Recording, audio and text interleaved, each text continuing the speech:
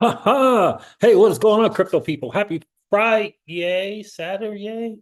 Happy Friday. Yeah, it's Friday. Golly, what's going on right now? Did I see Bitcoin over 67,000? Holy moly. What the world? What is going on with that? 67K. Goodness gracious. So Ripple has big plans, but can they make a sale? Can they sell any of their products? We're going to get into it. I'm going to try to put this to bed tonight. I'm going to try to put this notion to bed that I'm going to try to put this notion to bed that the only sales that Ripple can make is selling their XRP. I'm going to try to put this to bed because I'm trying to understand that, J Corn. I'm trying to understand. Ripple's got all kind of employees. They got offices all over the world, and they can't make a sale. They can't sell. They can't.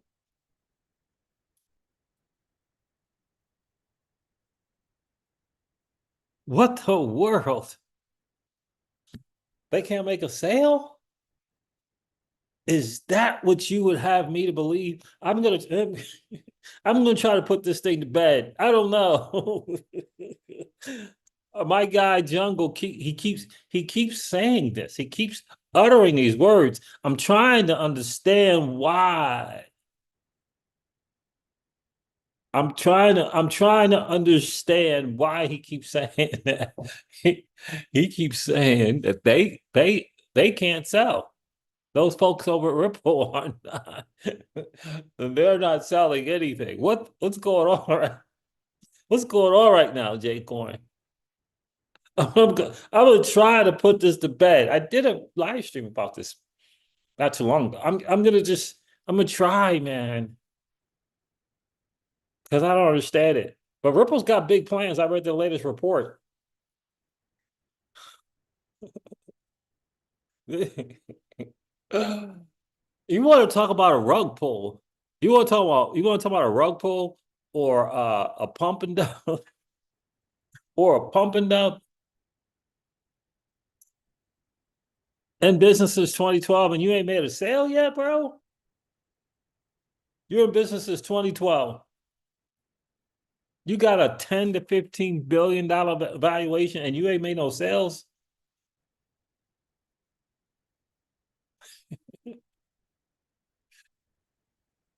Well, what the world? Make it make sense, bro. Make it what? I don't understand. I don't understand what's going on right now with that. Anyway, we're going to cover that. It's a late night, J Coin. It's late night. Miss Crypto C's convinced me to do this live stream anyway, even though it's late night. I was just going to do a regular recorded video. We got all kind of stuff. We can hang out with our favorite libation and hang out a little bit and talk. We got to cover this thing. Apparently we got some wash trading on Bitstamp, some arbitraging going on the ledger, people exploiting AMM rounding issues. What's going on right now? What is that all about? And it's more and more word and talk about Bitcoin being put on the treasuries.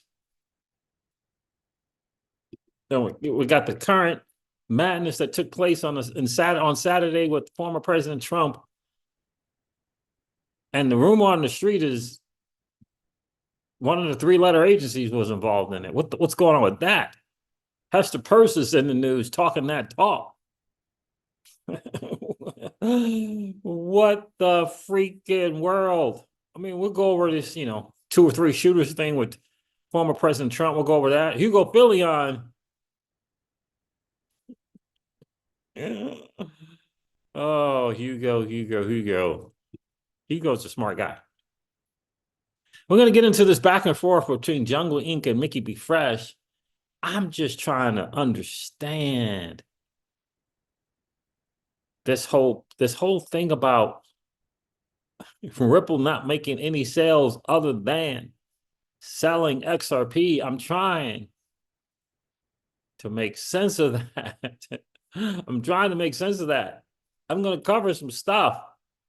I'm gonna cover seed fund seed funding, Series A, a Series B, Series C, and valuations in the billions, and no sales. I would try to make sense of it, bro. I would try. I'm gonna try my darndest to try to make sense of that. What's going on, family? Guys, do me a favor, hit that like button. Be super, super cool. We always like to have just as many likes as we have viewers in the stream. It's Saturday? Happy Friday. I think it's Friday. I don't even know anymore, Jay Coin, but I do think I still think it's Friday night. Legendary says very late. Sup, Siege? What's good with you, Legendary? We're gonna try to put this thing to bed. I'm trying to understand. Ripple has big plans, but they don't have any sales.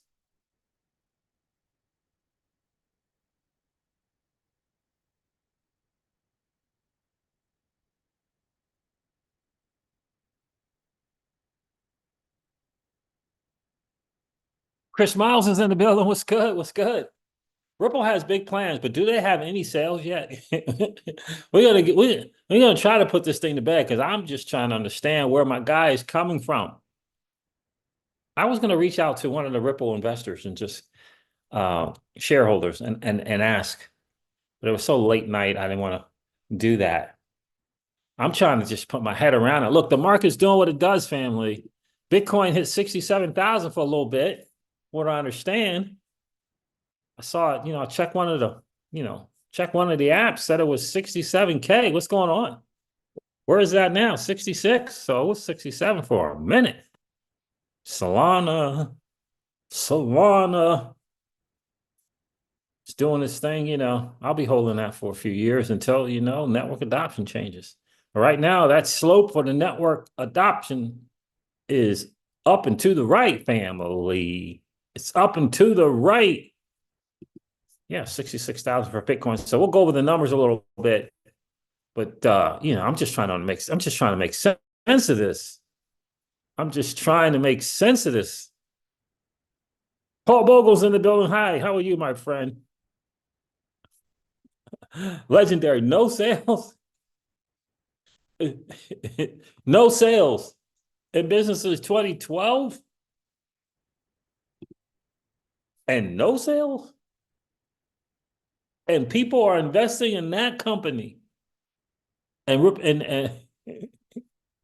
they haven't made a sale.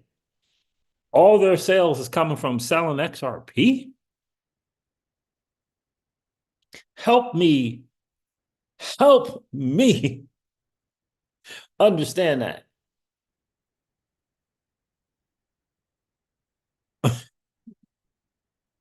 I'm trying to understand that, bro. Help me out, Legendary. Help. Since 2012.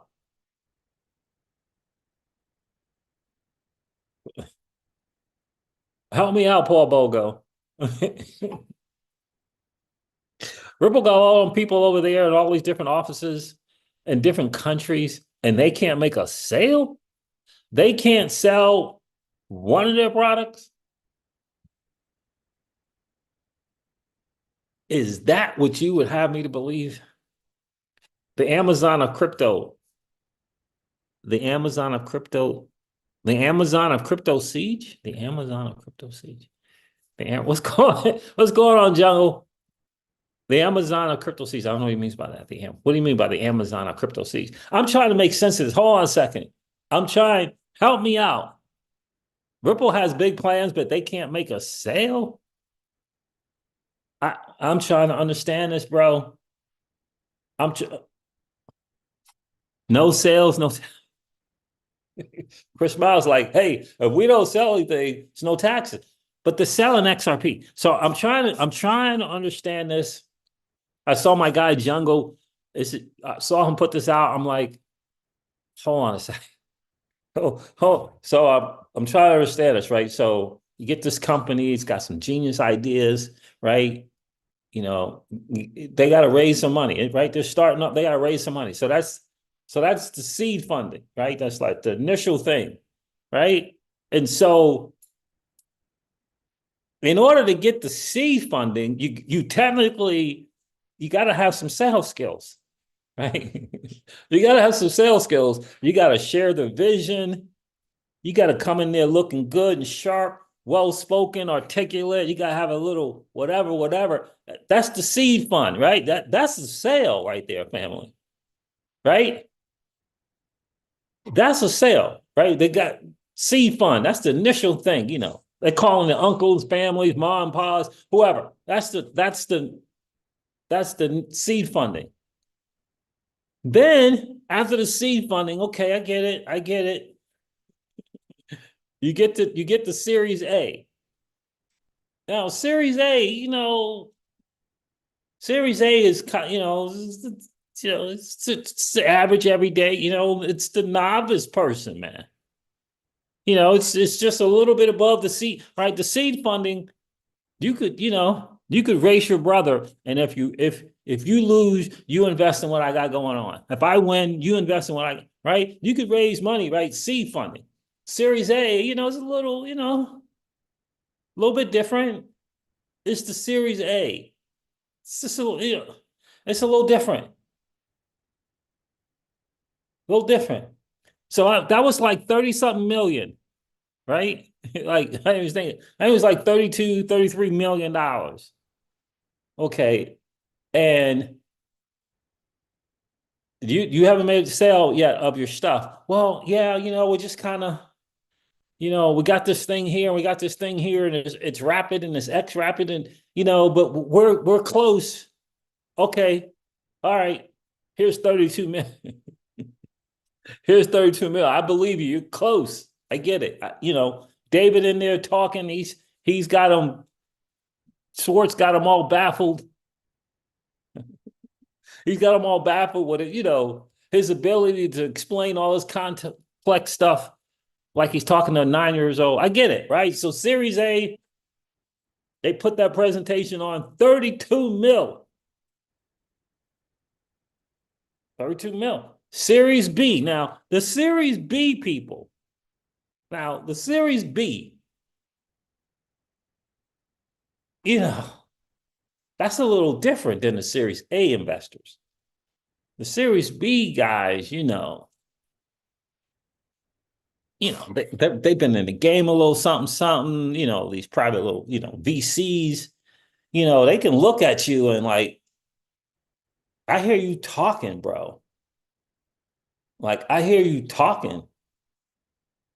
Tell me what's going on right here, because the numbers tell the whole story. That's what the Series B people say. The Series B people say, show me the numbers, fam. Because the numbers tell the whole story. So the Series B people go, okay, all right, partnerships, cool. That's impressive. All right, partnership, Bank A and Bank C and Bank J. Okay, partnerships, and look at this write-up. The Ripple people got to make a little presentation. Look at these write-ups of this partnership, and look what Cointelegraph said about this partnership, and CoinDesk said about this partnership, right? And just let's just say that that the Series B people just got enamored with all the NDA partnerships.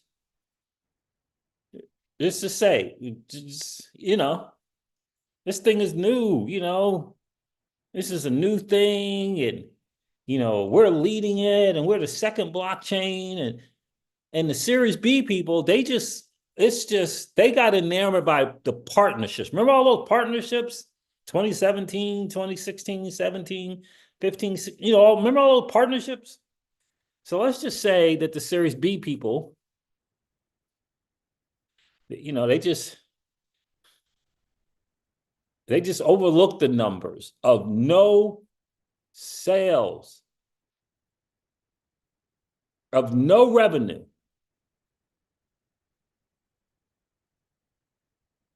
No sales.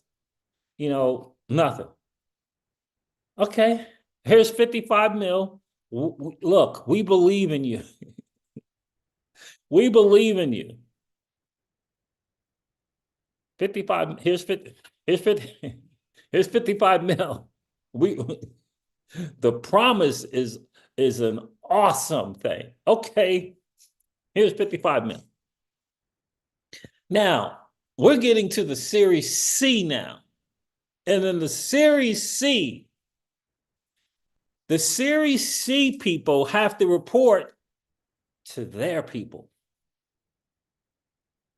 You understand? Like the Series C people got to report, the people in the Series C, they got to report to their people about what they're getting ready to invest their money in. You understand? They got to sell their people on that.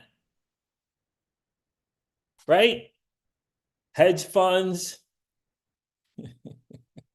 right? These hedge funds.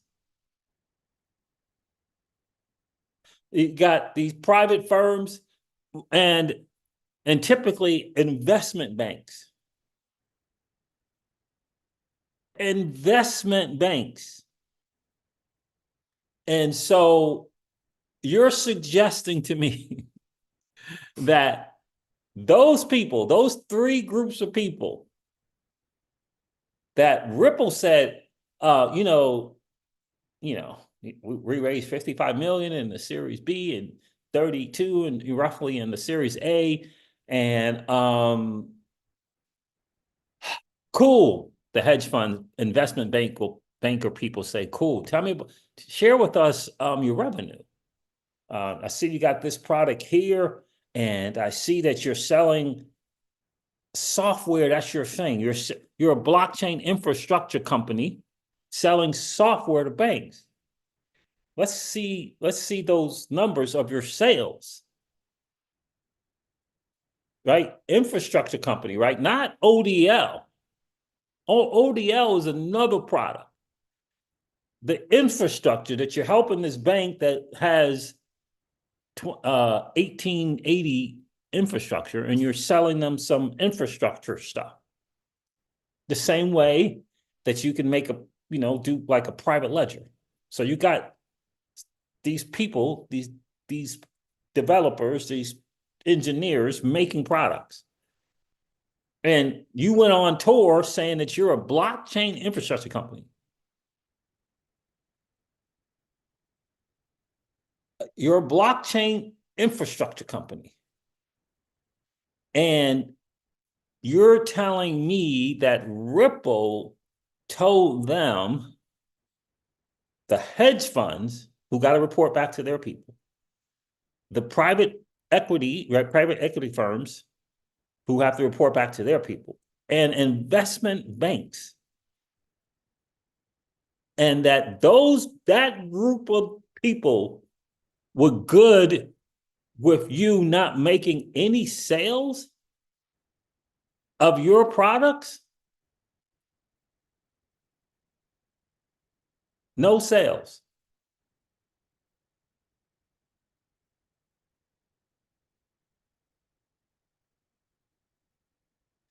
So how are you acquiring companies?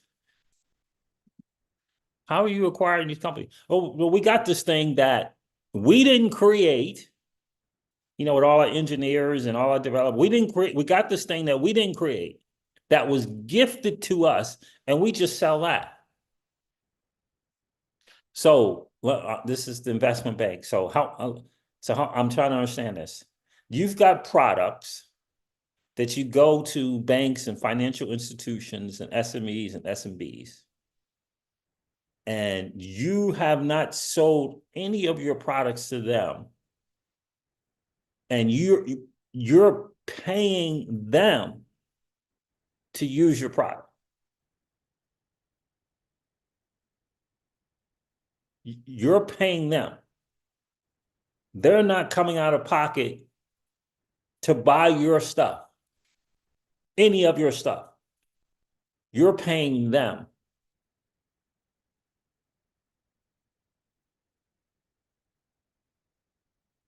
You have no revenue. You have no revenue, right? You can't, you're in business and you're a blockchain infrastructure company. You've created products and you're not making any sales.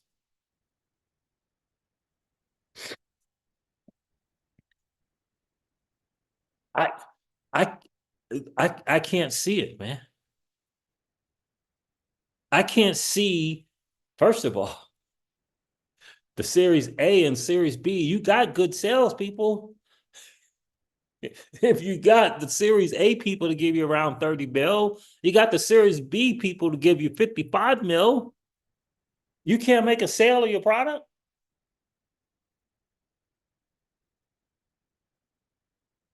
Right. RippleNet, ODL, uh, Liquidity Hub. And those are the ones that we know of.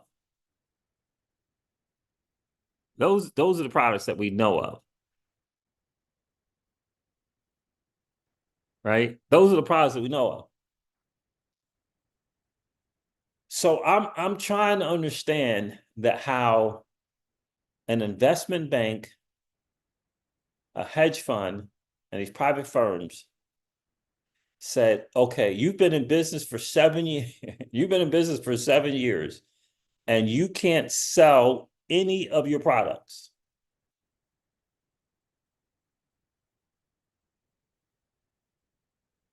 I'm trying to understand because the Series C round is generally, the the word on the in the investment thing is it's a successful company. What is the evidence of a successful company look like? A, what is that? How do you quantify? Because a Series C, it's like you've proven that you're the one. A Series C, you've proven that you are moving and shaking. So help me to understand how you quantify that if you have no sales. Is it, what is it? Because you opened up offices? How does the investment, I'm right, because you understand they're disclosing numbers. And I'm trying to understand how, now I don't know, maybe they didn't get an investment. Maybe they didn't get any money from an investment bank. Or maybe they didn't get any money from a hedge fund.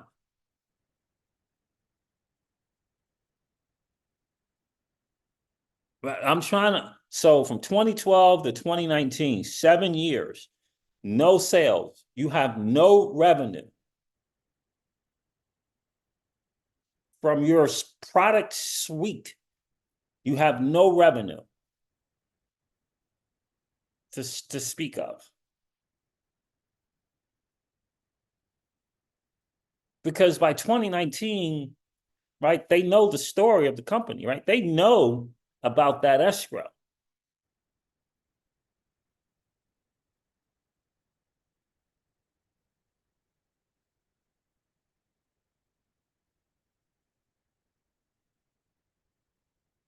It's hard for me to fathom that someone would give them.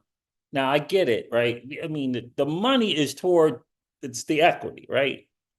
But how does a company think the equity is going to be valuable if the company, in other words, how does the company willing to give $200 million? How do they see that that stock or equity that they're going to get is worth anything if the company share, if that share of that company ain't doing anything? How quantify for me successful? What is it? We're not talking the initial seed fund round. We're not talking the Series A. or the Series B. We're talking the C. That's where the big boys come in. Those are the right. And again, if they're going to invest, they got to go back and do some explaining to their people.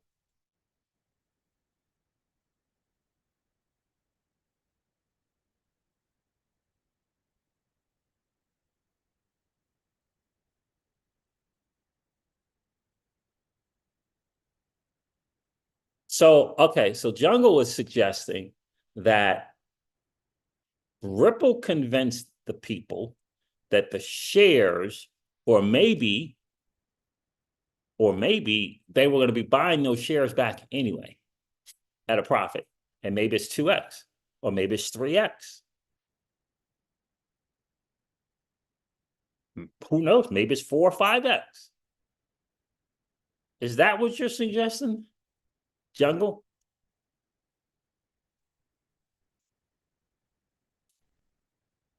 That could be. Like, in other words, Ripple is like, I mean, we may be back in a couple of years at you know, 3, 4, 5 times this valuation. And push come to shove, we'll buy it back. You get your 200, your 300, your 400x. That's possible. That's possible.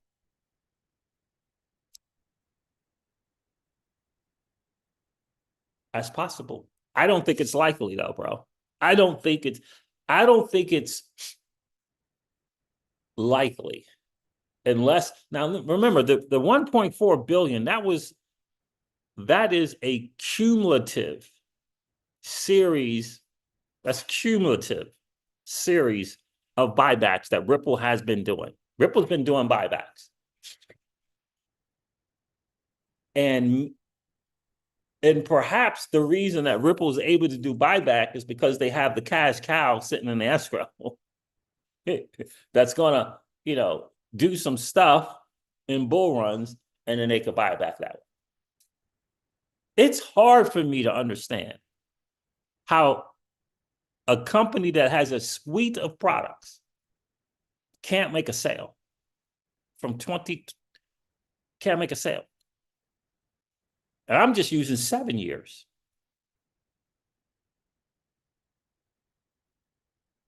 Then they're not selling any product to any of these people. No products to Tranglo, no product to any of these SMEs, money transmitter business. That Ripple has been in the business of paying people to use all their products. They haven't made any sales. I can't wrap my brain around that. No sales. And so they're funding, which means they're funding their entire operation on the sales of XRP.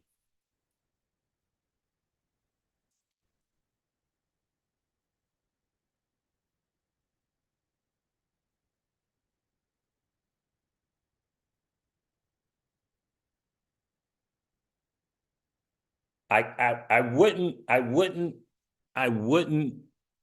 lay my hat on what the SEC said in a court document.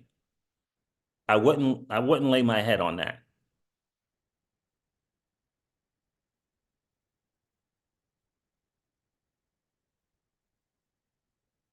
Now, if you're suggesting that Ripple said we have no sales, but we're going to be buying your stuff back,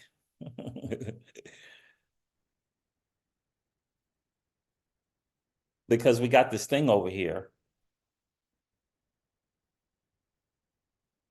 that's worth, tens of billions of, God knows how much it's worth. And, we'll buy your stuff back.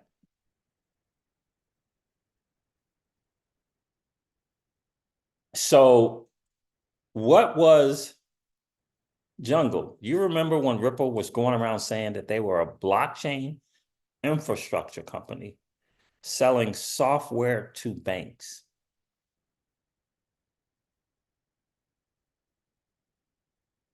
What is the software that they were selling to banks?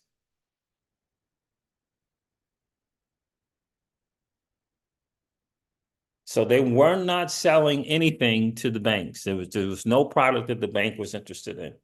Now I get ODL. ODL is a different product. Like it's different. So when Ripple was talking about the plumbing and how they had to redo the plumbing before they could get to the thing that they wanted them to do, there was no sales there either.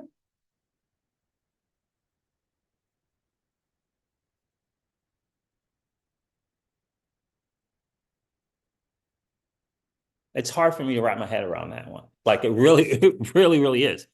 And definitely can't look. I've been in some lawsuits. People could say whatever they want to say in a lawsuit.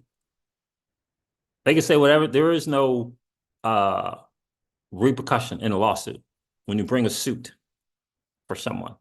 You could say that they're the devil and the antichrist. You could say whatever you want in that suit. I just it's hard for me to imagine that the size of that company with all those employees and all those offices and their entire operation is is built on selling XRP and they're not selling any products. How do they get to this evaluation? An evaluation. How do they get to that size of a valuation? Because that feels like that feels like an an utter and complete sham.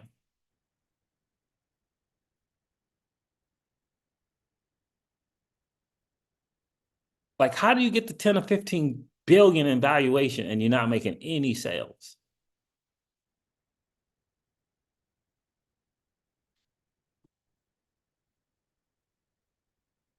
Yeah, but look at how MoneyGram deal worked. They paid MoneyGram. That's for ODL. What about the other products? ODL is like, yeah, that's a different thing, right? What about the other products? Like, right? What about the other products?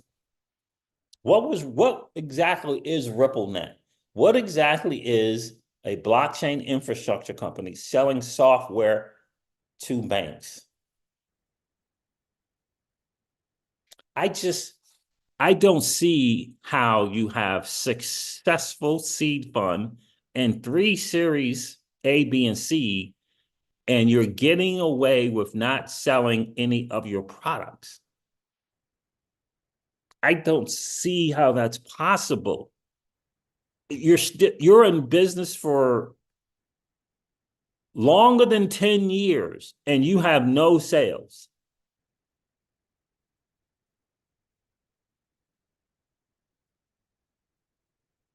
I can't see how that's possible.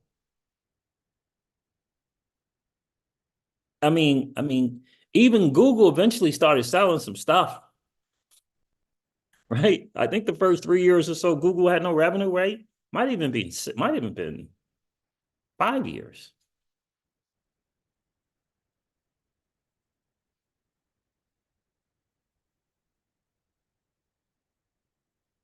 Chris Miles says Japan offered the deal to Hawaii. It was turned down. What deal is that?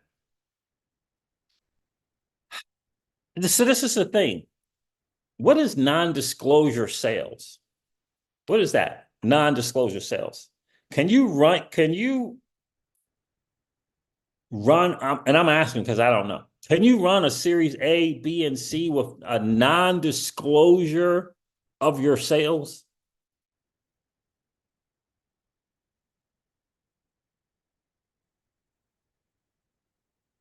successfully? I mean, maybe you can.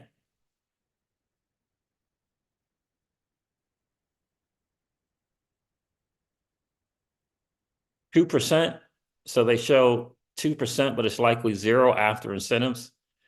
I just 12 years. And, you know, we hear about all these little partnerships, kind of like Triangle or whatever. I'm talking about, you know, kind of like Triangle. So that means that they don't have any products that have benefited anyone.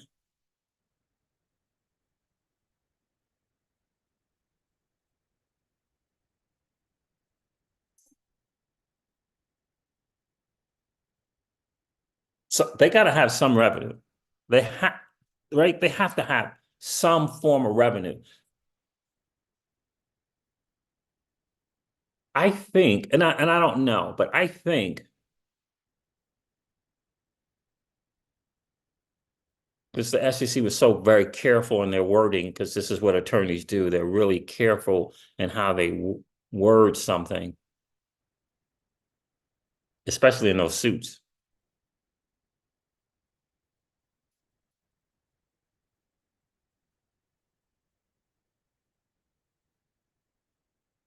So I'm trying to understand, what was the plumbing that they were doing?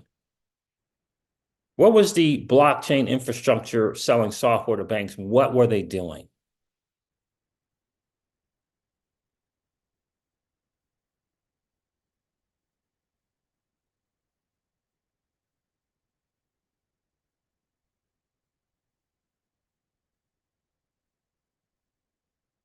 What is a Jungling says, what is a Bitcoin miner's revenue selling Bitcoin? What's the difference other than Ripple has no mining expense? Well, there's a couple of things, right? So Bitcoin miners can make money from selling their Bitcoin, but they can also make mining. For example, there's a mining company that that makes revenue from selling the spare electricity, the spare stuff that they don't use. They get in contract, they use some stuff, they sell back stuff that they don't use. They can sell that also. But the difference is that's their model. Like that's their model. Their model. What's the valuation of Mara or the top mining companies? What's their valuation?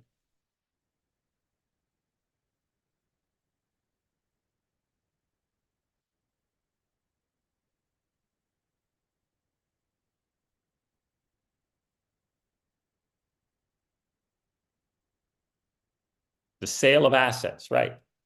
So the sale of their asset, XRP is their asset. So revenue, the revenue from their product. So you're saying that they raised $200 million in a Series C, and they don't have any revenue other than selling this asset that was gifted to them. So you're going to invest in a company that's building products, and no one is buying their products.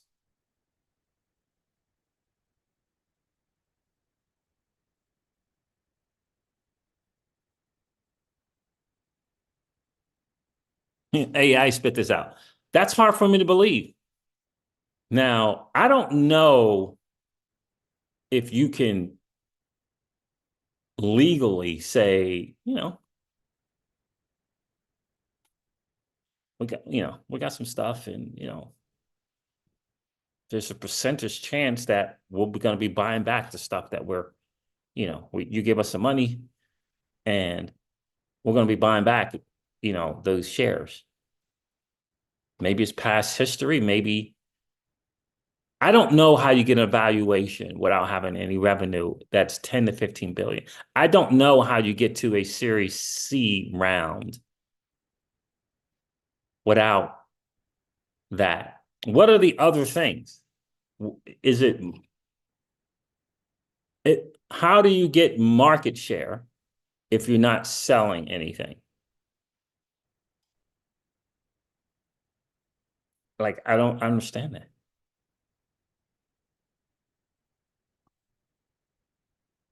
They're not in the business of selling XRP. They're in the business of selling software,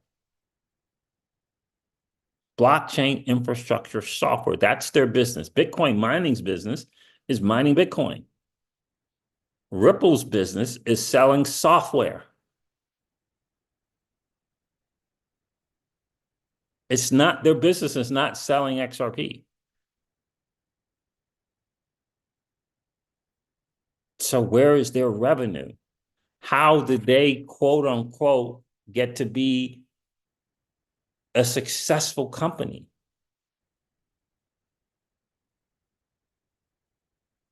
I don't, I don't, I don't get that.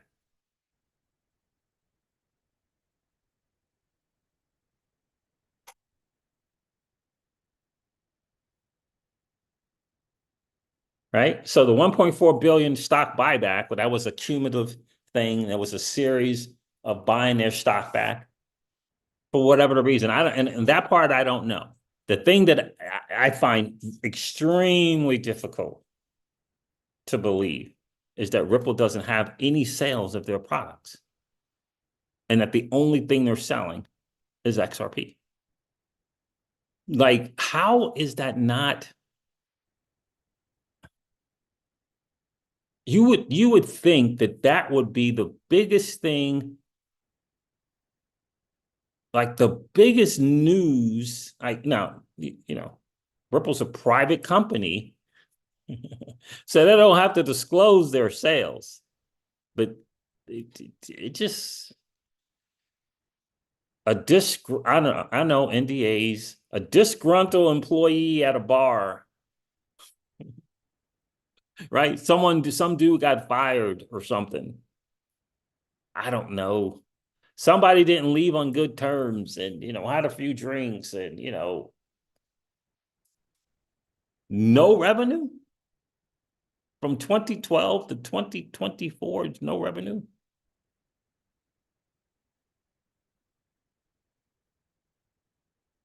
Don't you think it's a chance that since they're a private company,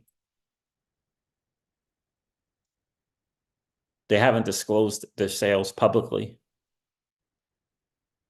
I just don't know how, like, you got to be good at sales to get from a seed fund to a Series C, and you're not selling any of your products.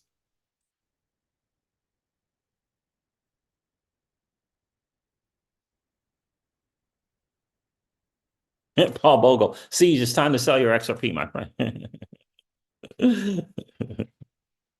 I'll be taking some profit in this cycle. It's just hard for me to wrap around my brain around that, man.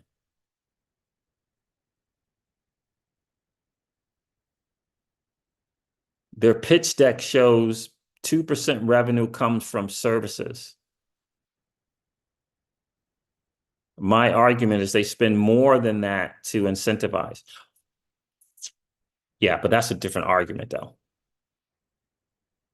That's a different argument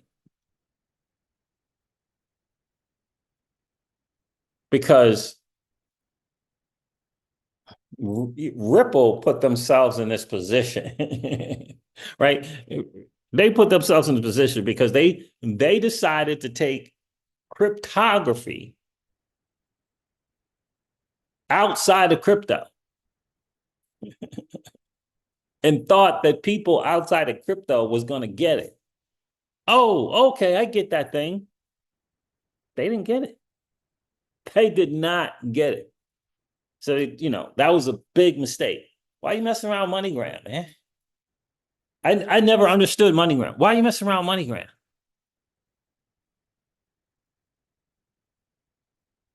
Money, you went into MoneyGram, and MoneyGram is the expert.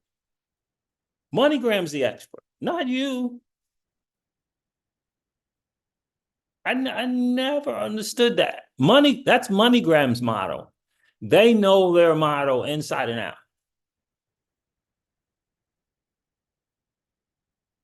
And they knew, hey, all right, you gonna pay us? We'll take it for a few months. They knew they got a little different thing going on with Stellar. But my thing is, boy, you have to be really good. You have to be really good. 2% of the revenue comes from services. in the pitch deck. If they publicly state that, right? Once you publicly put something out, like if you saw a pitch deck, Jungle, and I believe you saw this pitch deck, they can't, right? You can't, once you publicly, those got to be the numbers. Once you publicly, now you're a private company, you don't have to publicly put some numbers. But once you publicly put the numbers, those are the numbers.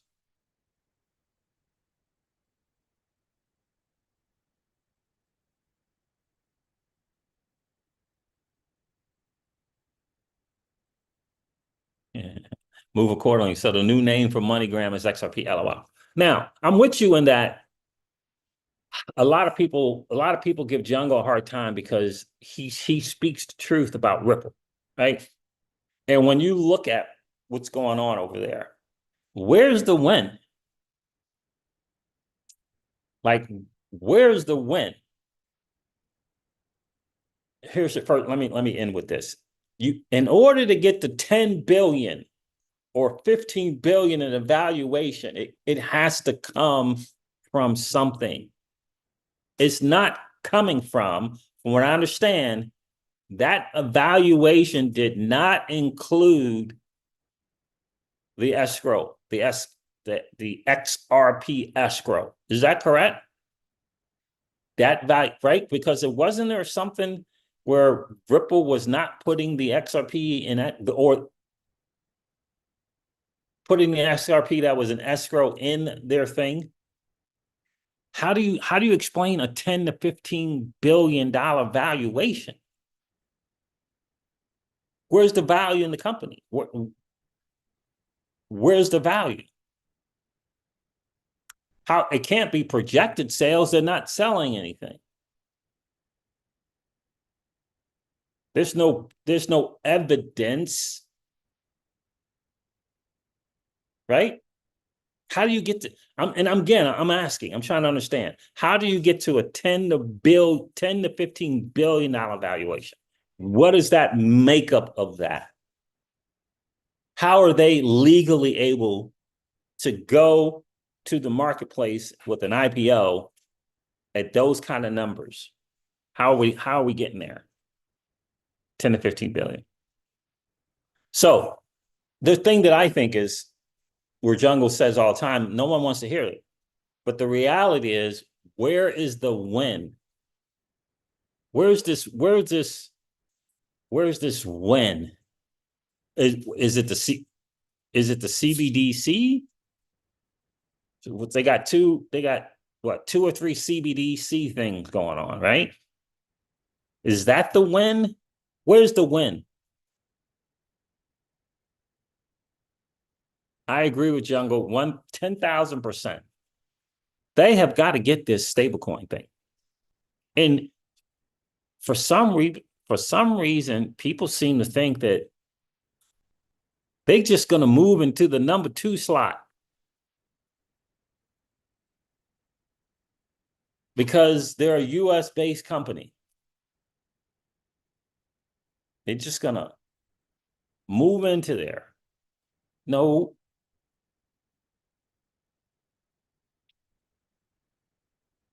Didn't they just drop the whole Binance thing with the Binance, the BNB token not being a security? Didn't they just drop that?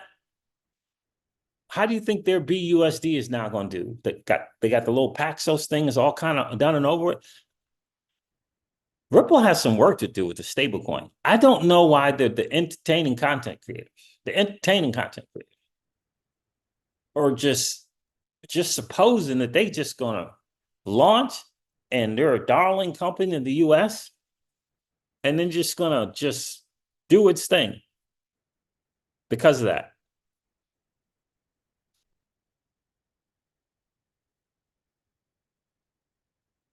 I just read that Binance US is able to use funds to buy treasuries, US treasuries.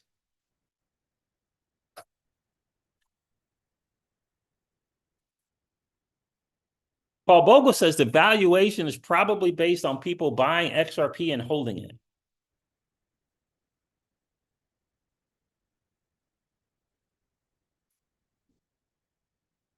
I'm trying to understand it. I know someone who was an early investor in Ripple, has Ripple shares.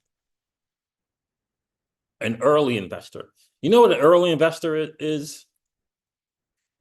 Betting on the promise of where you're going to go.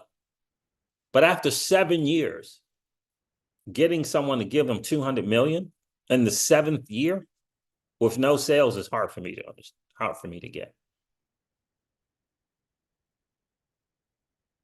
That's what I'm saying, Jungle. Like some of you guys know what I'm talking about. The two people I'm talking about.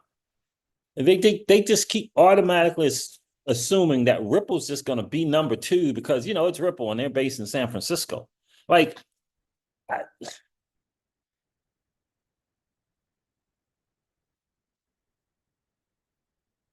nah, bro.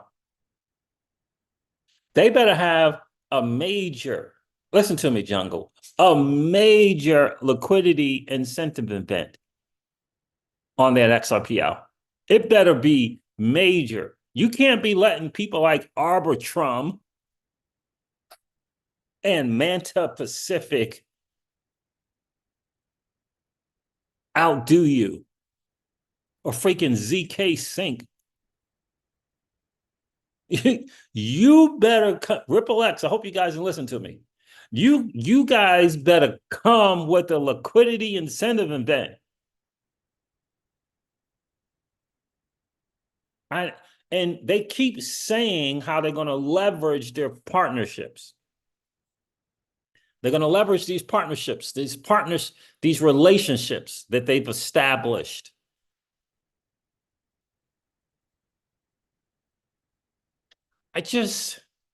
We've been following XRP since 16, investing since 2017.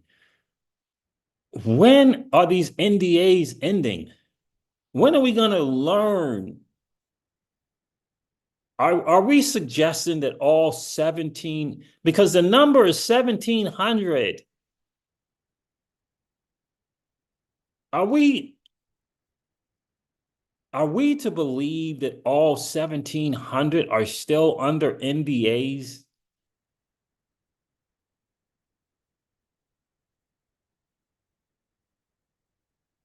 In other words, why haven't we heard anything?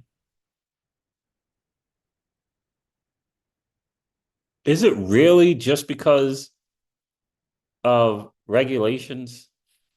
I'm trying to understand it. I'm just trying to understand it. They need a win. They need a public win. And I don't think they're going to get it unless you and I are participating in their DeFi ethos. They're still on, the institution's going to come and they're going to bring their customers because their customers are going to want something that's on the XRPL that we're going to create. For some reason, I just don't understand why they don't see that the answer is right in front of them. And it's the retail investor. It's the XRP holder. I don't understand why it's so hard for them to understand that.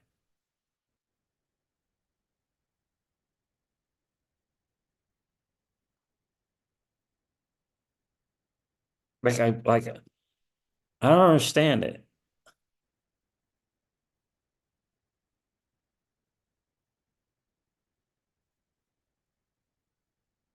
Jung Ling says, we want to use their systems. This is exactly right. This is what I've been saying. We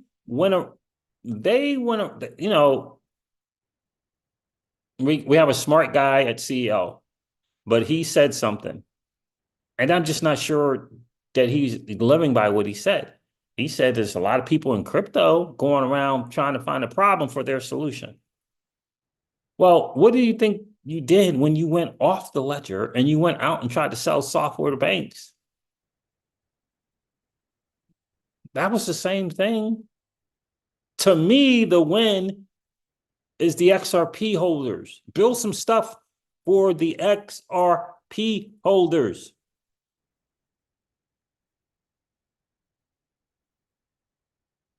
It's alarming to me to hear about Solana Pay. And I have not heard any Ripple Pay. It's alarming to me.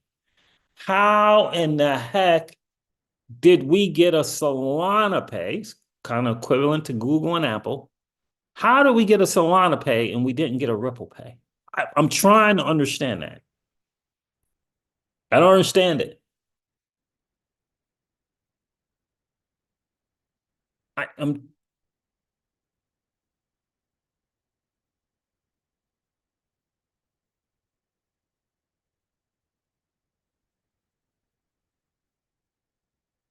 This lawsuit, I get it. Cloud on title in the worst way. I mean, it's the worst, and it's been years. Cloud on title is a real thing. Damaged, damaged, damaged, damaged, for sure. And goodness gracious, we don't know if once the remedy is over, it's over. That's the worst part. Makes you think when those people from JP Morgan showed up. Not half, those dozen or so people showed up. Makes you think, man, if we would have just said half is good, you know,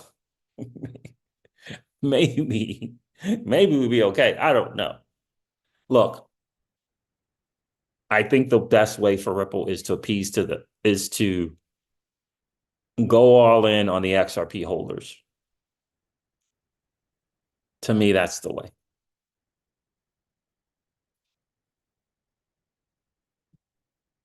To me, that's the way. I've been shouting out Ripple X. I've been calling them out, I should say. You guys better come up with a liquidity incentive event. The genius is in the XRPL, in that AMM, with that DEX. The genius is all that native stuff to the XRPL. That's the genius. Institutions ain't it. They ain't going to get it. They don't know. I wonder, did BlackRock go to Ethereum or did Ethereum reach out to BlackRock? I ask you.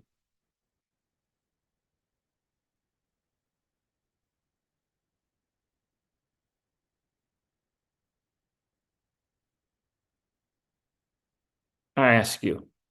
Did the Ethereum Foundation reach out to BlackRock or did BlackRock reach out to the Ethereum Foundation?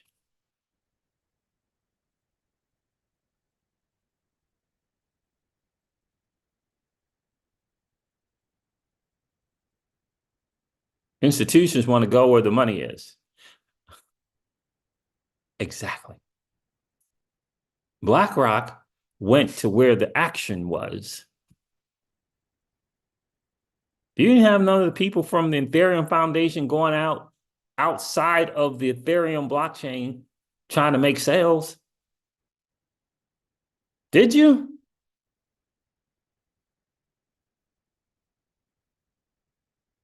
You didn't have that. Everyone wants to point to the free pass stuff because Uniswap was in on that.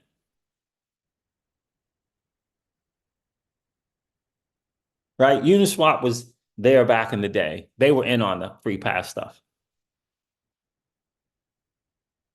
All those projects that built on Ethereum, well, it's because they didn't have to worry about being security. They don't still have to build a good product.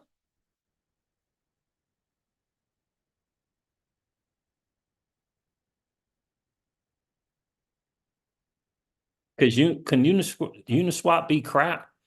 And as long as ETH is not a security, it's okay. People are going to just use it. Nah, bro. I get it. It was easy to use. I get it. They let dude walk out the door with their idea. You have no one to blame but themselves. They were the one who had the fork in the road, looked at it and said, yeah, I think this payments thing is going to be the one. They made that decision. And now, even though they're coming on the XRPL, I get this sense that the retail people that they're talking about bringing into crypto, and they're not focused on the people that are already in crypto. Focus on the people that are already in. It's the low-hanging fruit, as we like to say in business. It's the low-hanging fruit. I'm trying to give them grace of this cloud on title that is the lawsuit. But I'm telling you, fam, when this lawsuit, Ripple X better come correct to the XRP holders. They better come with a big liquidity. You better have that XRP and the Ripple USD pair with 3x points and rewards and XRP. You better come up with a liquidity incentive event.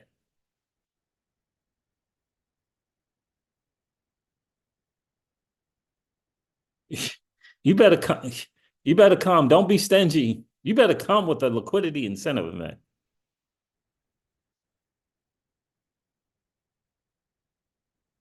Jungle, Solana Pay came before Ripple Pay. How is that possible? If you got all these partnerships and relationships, how is that possible?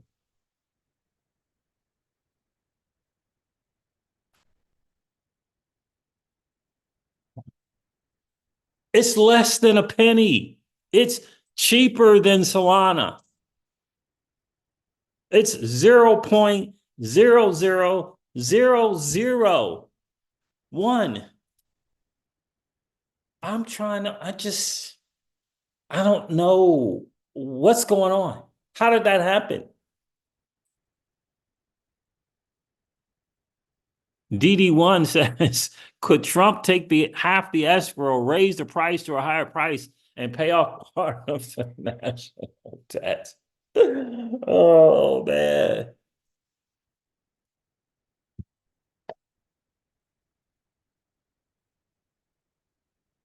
Do you see what I'm saying? I don't I, is it David? Is it Garlinghouse? What's going on here? I don't get it.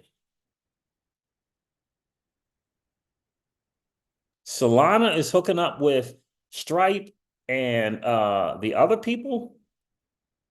You know that Solana that's only been around for a couple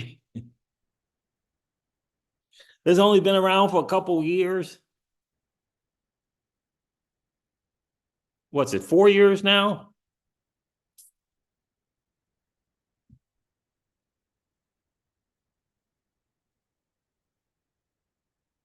Help help help me make sense of that. Help, make that make sense, as they like to say.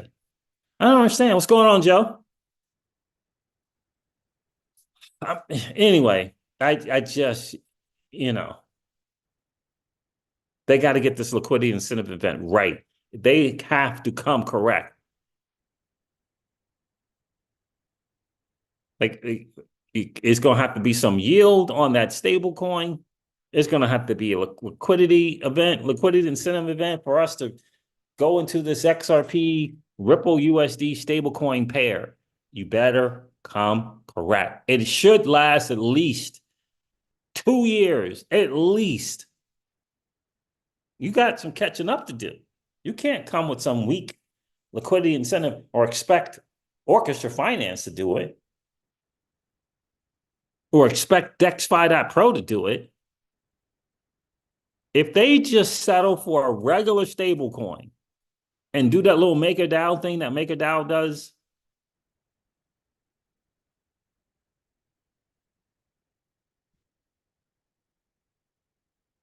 it's not enough. It's not enough. It may be great revenue for Ripple. You got to come up with a model that incentivizes the holder of the Ripple stablecoin. And you have to start with the crypto holder. Stop playing around thinking these institutions are going to save the day. when the lawsuit's over and we get regulation. How much of that control you got? You don't have much control over that stuff. Appease, I beg of you, appease to the XRP holder. That's where your win is. Don't worry. We'll get them into DeFi. I'll show them step by step. I'll give them all my insights on profitable DeFi, not pushing buttons, not how to swap 50-50 so you can enter a liquidity pair. That's nothing. That's fundamental nothing. You got to learn how to make money in DeFi. So anyway, they got to come correct with this liquidity incentive event. They have to come correct.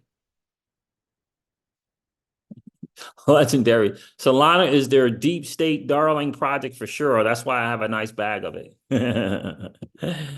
You and me both, bro. You and me both.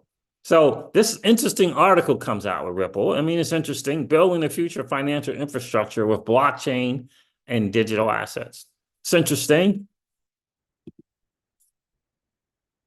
This is my appeal to Ripple X. Come correct.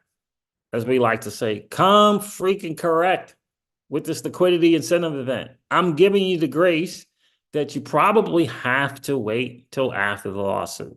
You don't want to stir up anything.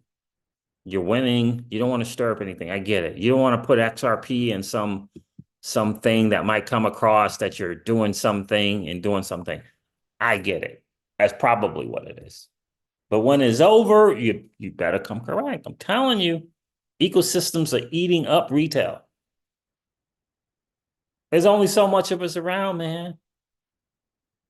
This, you understand? You're going to have to grab your share of the low-hanging fruit, which is the crypto holders. All right, so they got a little history going on here. Ripple was founded on the conviction that blockchain will become the global financial infrastructure. That's awesome. Early on, we bet on the promise of early on, we bet on the promise of institutional DeFi. Early on? What do you mean? But at the time, crypto and blockchain largely lacked the infrastructure, liquidity, trust, and clarity needed for widespread institutional adoption. All right, fast forward 10 years, awesome. Bitcoin and ETH spot ETFs have been approved, right? EU is rolling out comprehensive MiCA, cool. Stripe and PayPal are making it easy for their customers to trade. Awesome. As the industry and the market continues to mature, Ripple has evolved in parallel to address the opportunity in front of us. Evolving Ripple's product suite. The first use case we tackled was cross-border payments, leveraging the XRP Ledger and its native digital asset to move value seamlessly. XRP's out-of-the-box capabilities with speed, low cost, transparency, and scalability. Got it. Got it. Payments served as a perfect entry point, given its clear pain points. High fees, slower transfer times, lack of transparency, and high error rates built on decades-old technology. Today, a cross-border payment solution, Ripple Payments, has near global coverage with 80 payout markets, which represents more than 90%. Okay, this is just nice wording. Okay, awesome. It's nice wording. It's cool. While we continue to view payments as the killer app and most proven for crypto,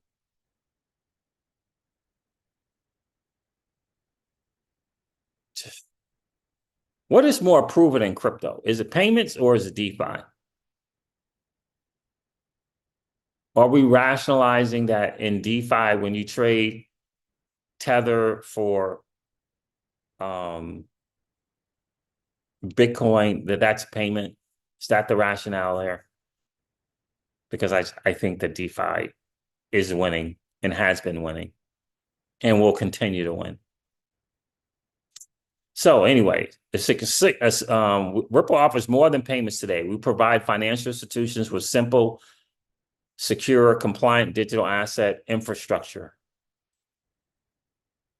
which meaningfully improves how those customers create, store, trade, and move value. The acquisition of medical, a digital asset custody, or HSBC, Saltier, Generale, Forge, and more. Medical will be known as Ripple Custody moving forward. That is pretty cool. We've also decided to fold. What do you think about that statement? We've also decided to fold our Liquidity Hub product into our payment solution, bringing the benefits of both into a single experience. Remember that little networking thing they had, that networking software where one company on RippleNet could hook up with another company on RippleNet because of the software? Forget what that was called. They do a presentation about that. All right, bridging TradFi crypto. Earlier this year, we announced intentions to launch a stable called Ripple USD. Why do people keep calling it the real USD? But anyway, on the XRP Ledger and Ethereum blockchain, this is a milestone of Ripple's business and a significant next step in bridging the gap between traditional finance and crypto. Once the Ripple USD launches, we plan to integrate it into Ripple payments alongside XRP. To serve customers' growing needs. At 2%, it will probably double when they get the stable coins in there. We spent years building a robust global payout network, which allows customers to off-ramp funds in the destination of the currency of their choice. Awesome. XRPL is the blockchain of choice for institutional DeFi. Use cases due to its reliability, high performance, low transaction costs, and speed. So that's the good stuff. Talking about the DEX and the auto bridging, everything to me is about the XRP holder. They can figure that out and finally just say, you know what, that's where it is. I think it can be awesome because like Jungle says, the banks go where the money is. You get enough people using the XRPL and you create great DeFi and you create great volume, it can be a game changer. It really, really can. The only thing I see that is possible is getting an institution or SME or something, put 10, 50 million in something, in a stablecoin pair, and begin to learn the prowess of the XRPL with the DEX and the AMM.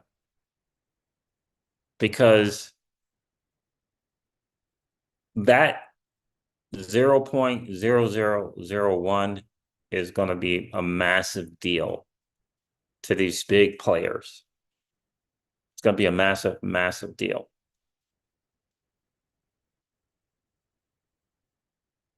But to me, if you start with retail and you, like for me, retail is builders, project owners.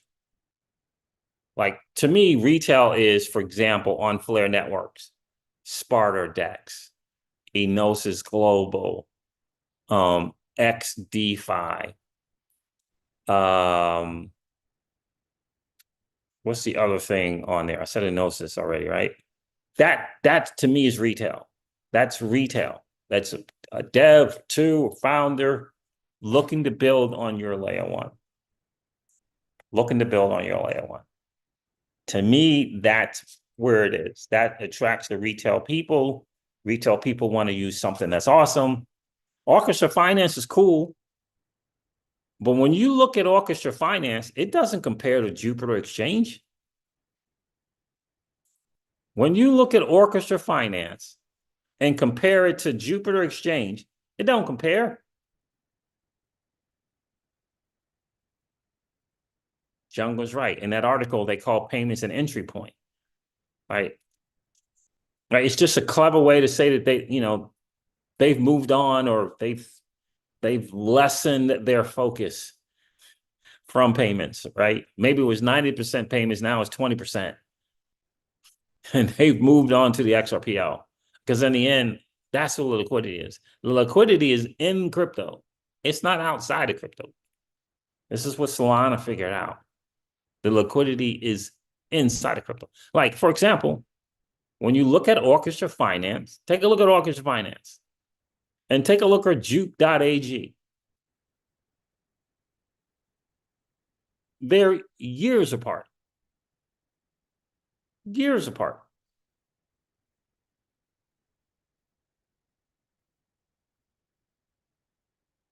And I said it once, I'll say it 1,000 times. Where's the Aave of the XRPL? Where's the MakerDAO of the XRPL? The Uniswap of the XRPL? Where are they? Where are they?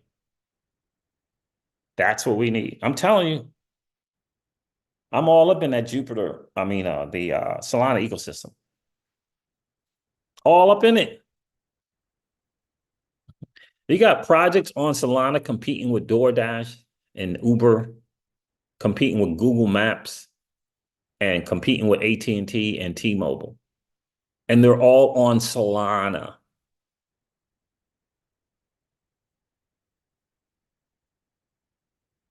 They're all on Solana.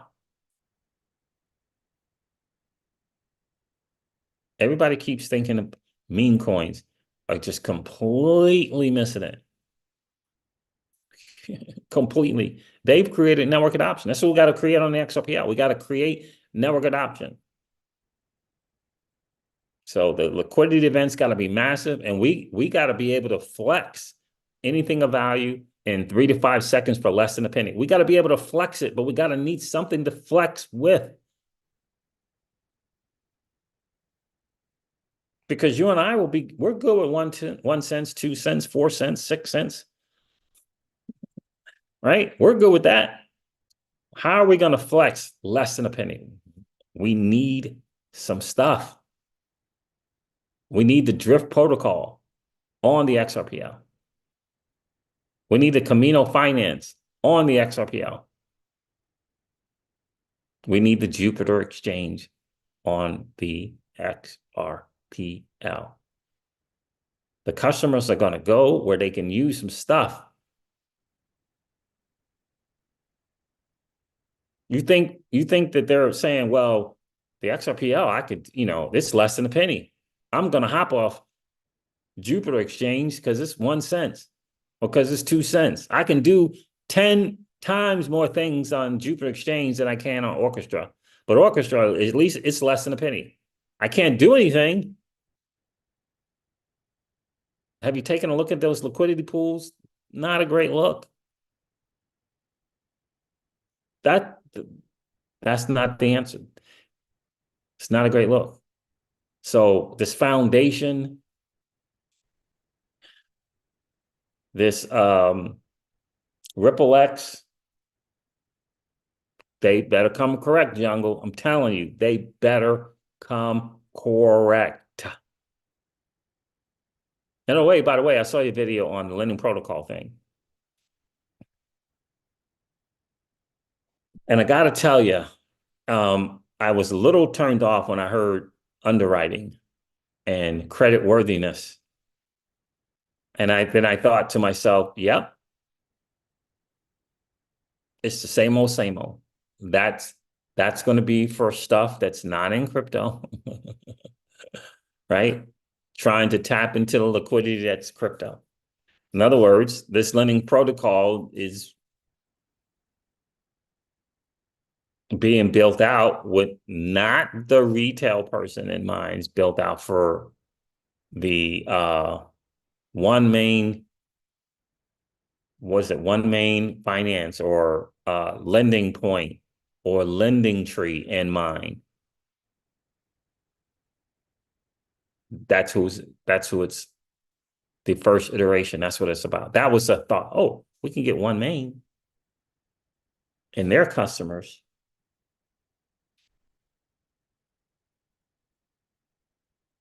And that's what it's about.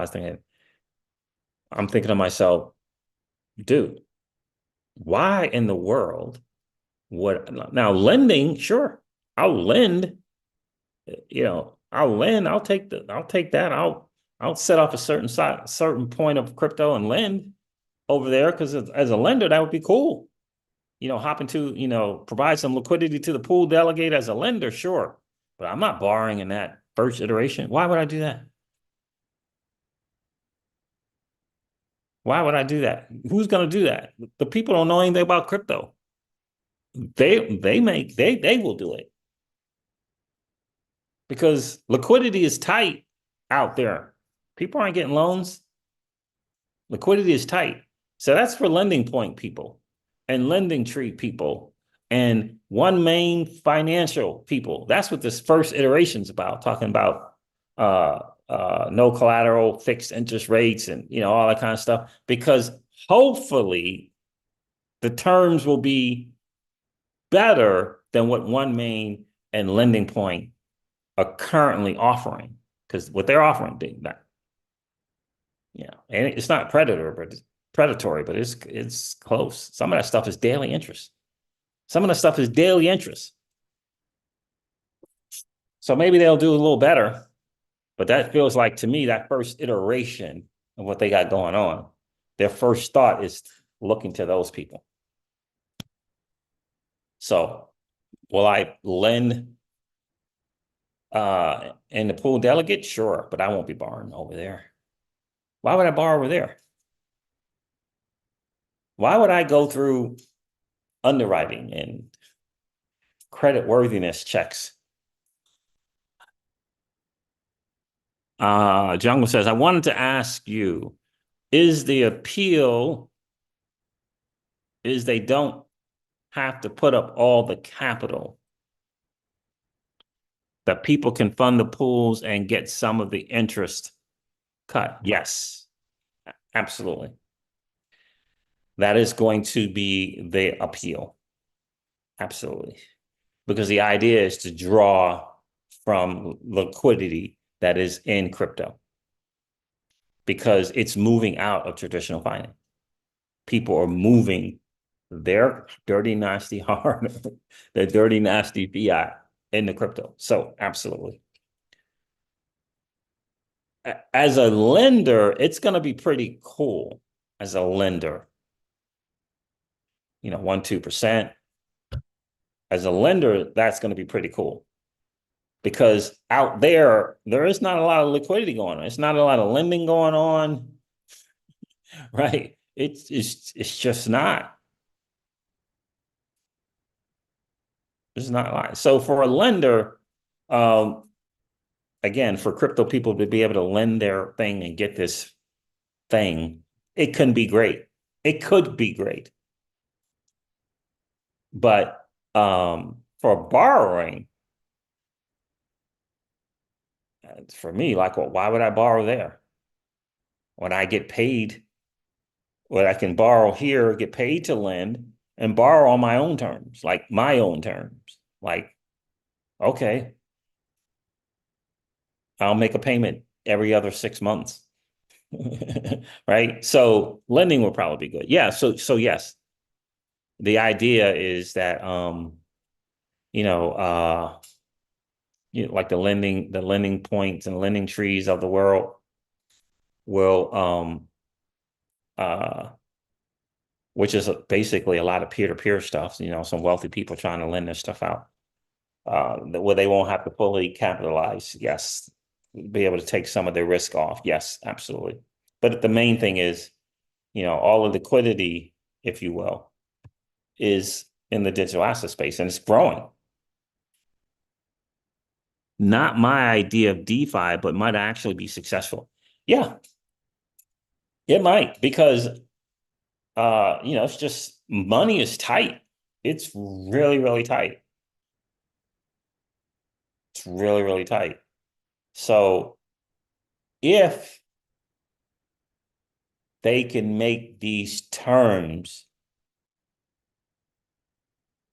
more attractive than what a lending point or a lending tree or one main financial, those likes, right? Again, they're not they're not necessarily down here predatory. They maybe be one little above it. But sometimes those terms, with that daily interest accruing, it's just, it's not great. So maybe that will work. We'll see. I hope they get to the next iteration and they start focusing on holder, the crypto holder who wants to lend their crypto and who wants to borrow against their crypto.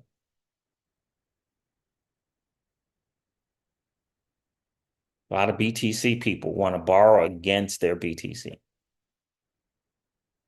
Make it attractive. That's what they want to do. They don't want to spend their BTC. Make it attractive. If you can put anything on a ledger, make it attractive for BTC people to come and lend their BTC and be able to borrow against it. But here's what I can tell you they're not doing. What the BTC person is not doing. They're not going through credit checks. They're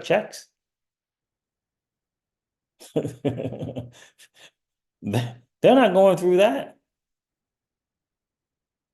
Credit worthiness, they're not going through that. Shoot.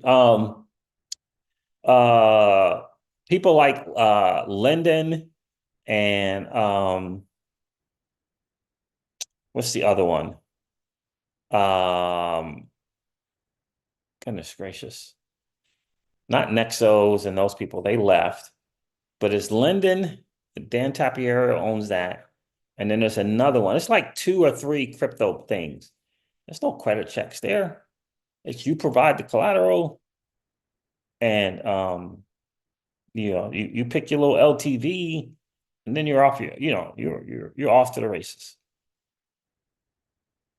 So they're gonna have to get that. What is the other one? I can't remember the name of that thing.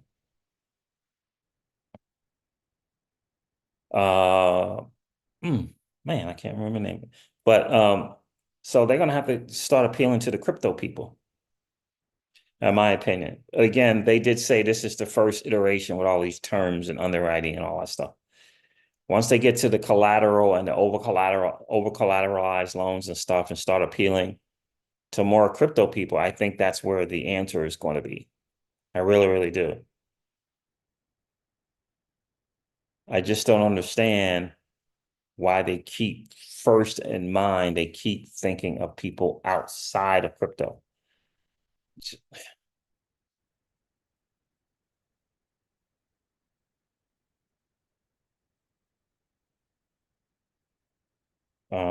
What is the name of that? Loan, let's see.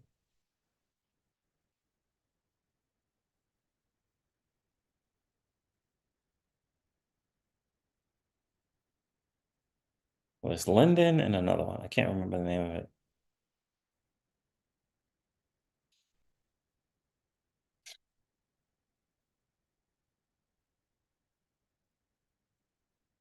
He's on Twitter a lot too. I forget his name. Golly, I can't believe I don't remember the name of it. But anyway, that's what I'm hoping.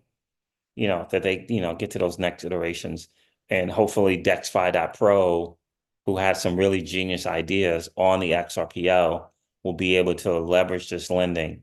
And it's more of a peer-to-peer thing where I can say I'm going to lend out $100,000 and I'm going to lend it out for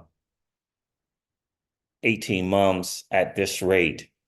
And then another peer can say, I like those terms, I like that rate, and they can choose that loan.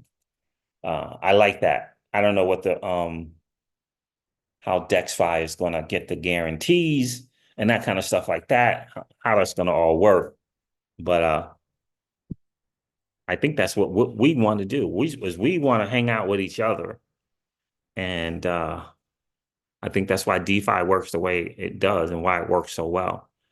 As long as it's hooked up in the smart contract and, things kind of do what it is that they do, I think that's the way. But I'm telling you, it's a liquidity incentive event. They got to come correct with that. They have to come correct. They can't be letting the Arbitrum DAO and the Mantra DAO and the Mantle DAO outdo them, right? And hopefully we can get projects working together to grow the XRPL. Hopefully, in this community, because I'm telling you, in the Solana community, that's what they do.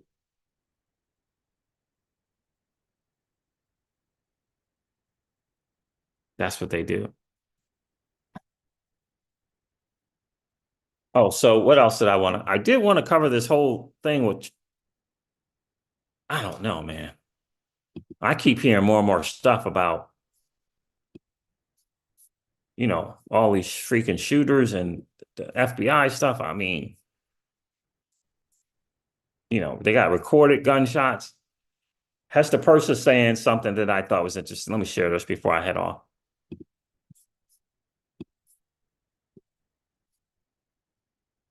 New SEC Commissioner Hester Purser slams the way in which major banks won backdoor permissions around the anti-crypto rule, SOB 121, to custody crypto.